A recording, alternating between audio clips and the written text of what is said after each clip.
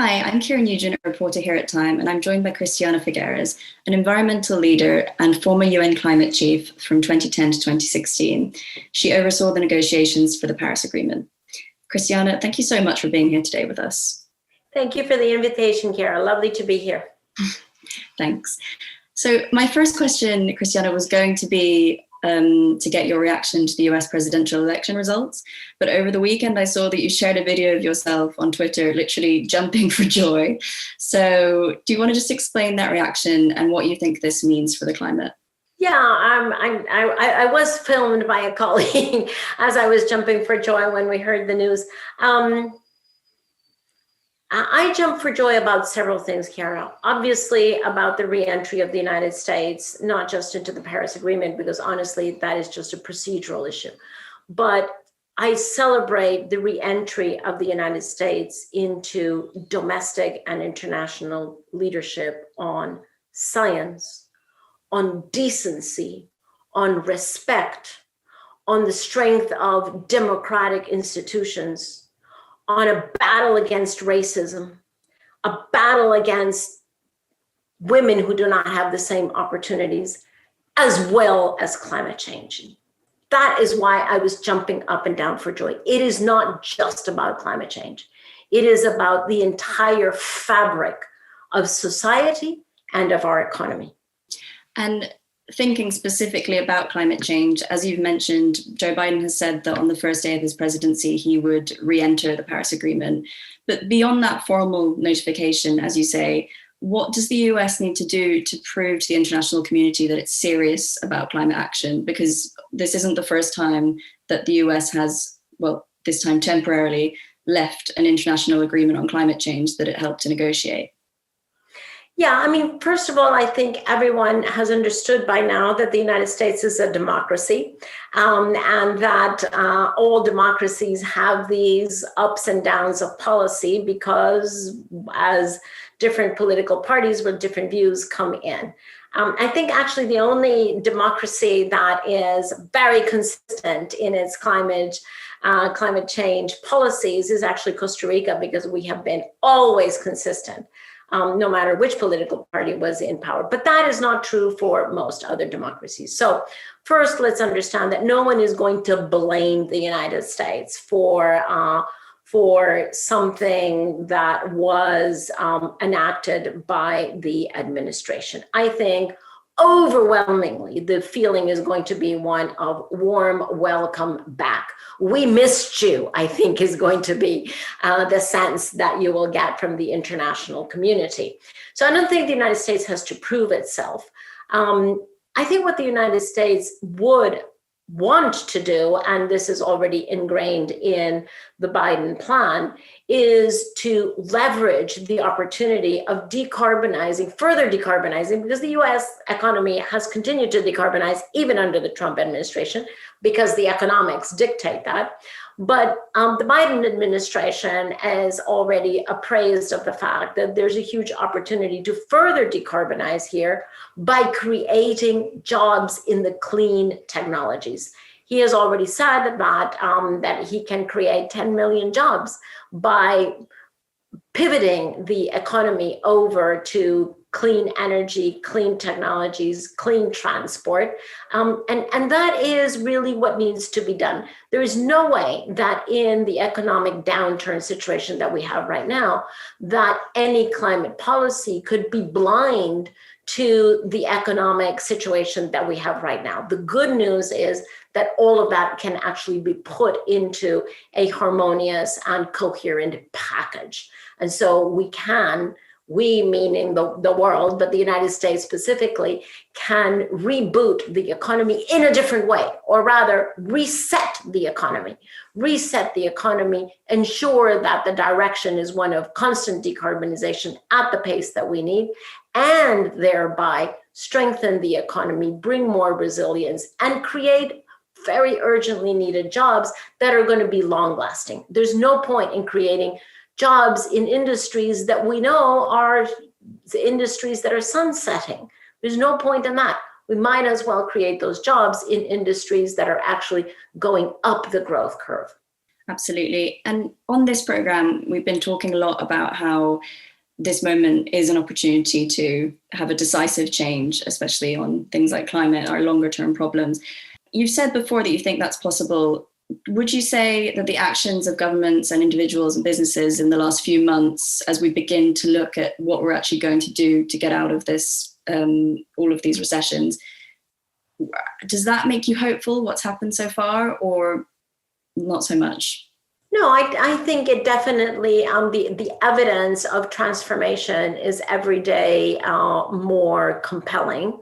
And so it fuels my optimism to know that we have a decisive shift in capital markets, for example, that are shifting away from high risk, high carbon assets into lower risk, low carbon or no carbon assets. We have the Alliance of Asset Owners that has come together, 30 institutional investors with $5 trillion in assets under management to commit to zero net portfolios by 2050 and working together to figure that out, right? Let's remember that no one has decarbonized the global economy or no one has decarbonized their own footprint ever before. So we're all learning as we do it. And the way to accelerate that learning is to work with peers and figure out what has worked for other peers that you can then adapt and adopt to your own sector, to your own industry. So I see an increasing number of companies, iconic companies, Amazon, IKEA, Google, that are taking on very ambitious climate change targets. Amazon for climate neutrality for 2040, and then the likes of IKEA saying they used to want to be climate neutral by 2030. Now they're going to actually, by 2030, they want to be climate positive. Interface, also another company that wants to be able to absorb more carbon than they are emitting. So every day I see more and more corporations, more and more institutions in the financial sector that have understood that we must urgently move away from the risky scenarios and move very clearly over to the less risky and, in fact, strengthening scenarios that are higher performing. Corporations in the stress test of COVID, corporations that put ESG, environmental, social, and governance issues at the center of their strategy are performing better, even under the stress test of COVID. So I think the die has been cast. The direction is set. We are moving toward a decarbonized society and economy. My concern continues to be pace. Will we be able to be at 1/2 the current level of global greenhouse gas emissions by 2030? Because that is the eye of the needle that we have to go through in order to be able to avert a disastrous world. So over the last 4 years, the EU has really emerged as a leader on international climate cooperation. And it's got, some really radical proposals like a Green Deal and a carbon border tax. But what does the EU need to do to get other regions, other countries up to speed fast? Well, Europe, as you say, has been a leader for a long time and has been a leader on several things, certainly on policy and direction. Also, actually, on carbon pricing, because despite the fact that we don't have a universal carbon price, Europe has continued with their carbon market to set a price in Europe. And that is one component that if we had an increasing number of jurisdictions that had carbon pricing, whether it's through a tax or a cap and trade, which is what Europe has been following, it would be easier for all stakeholders to decarbonize quicker. So whether Europe will be working with other jurisdictions, either national or regional, to bring them into a carbon market, or at least into a carbon pricing scheme, remains to be seen. But it is something that Europe has been leading on for quite a few years. One major sticking point for that international cooperation recently has been the Amazon rainforest. The government of Brazil under Jair Bolsonaro has repeatedly refused the international community's attempts to intervene in the Amazon and to try to slow deforestation and the rate of fires there. What do you think is the next step on that process? What can we try to do, or the international community try to protect the Amazon now? Well, it is honestly nothing short of a tragedy what is going on in the Amazon. First, we had the Amazon fires that were bigger and more destructive than anything that we had seen before. And then we have President Bolsonaro's policies that are allowing for an increasing level of deforestation in the Amazon. The combination of the two is tragic, absolutely tragic, because there is no doubt that the Amazon continues to be one of the great lungs of the world and is one of the ecosystems that is very threatened and that could tip over into a completely different ecosystem, in which case it would have knock-on effects across the entire world.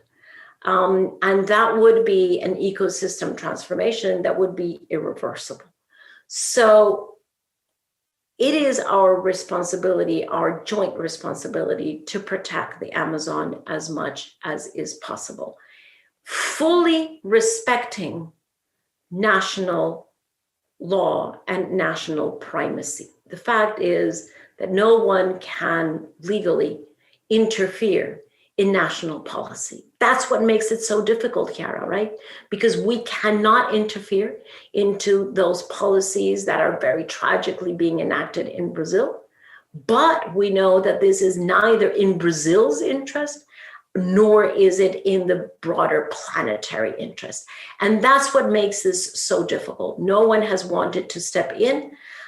If we had a huge world fund to protect national forests and especially primary forests, well, you know, Brazil would be tapping into that fund because their argument is that they need to monetize the Amazon forest. And if we had, for example, a price on carbon, to go back to that, well, that might help to monetize that forest in a different way rather than logging. So a very difficult situation, honestly, given the current leadership that we have in Brazil. Mm-hmm. And the organization that you founded, Christiana, after leaving the UN is called Global Optimism. And given what's happening in the Amazon, given the numbers you've already mentioned for how slow we are to decarbonize our economies and reach the emissions cuts that we need to make over the next 10 years, how do you stay optimistic? Well, I stay optimistic because I understand optimism not to be the result of any success or any achievement, but rather a decision that we take. It's a decision that you take to be optimistic, to be hopeful, to look on the bright side of any challenge, certainly on climate change, because if there is one issue that we cannot afford to not succeed on, it's climate change. We have to succeed on climate change because the consequences are just too huge to even imagine. And therefore, it is our responsibility to choose to stay on the bright side, to continue. But that doesn't mean naively just assuming that things are going to take care of themselves. No, it means constant choosing to stay on the bright side, but in constant engagement on the bright side to move the needle in everything that we do toward an increasingly quick solution space. So it is active optimism, right? It is an optimism that chooses to engage in the solution space, broadening that space constantly. It's not optimism that says, fine, everything will be fine. I'm just going to sit on my couch and twiddle my thumbs. And so it's a very different kind of optimism to the optimism that some people think of. Well, I hope we can all learn to practice that optimism a bit more. Christiana, thank you so much for being here with us. Thank you very much, Ciara.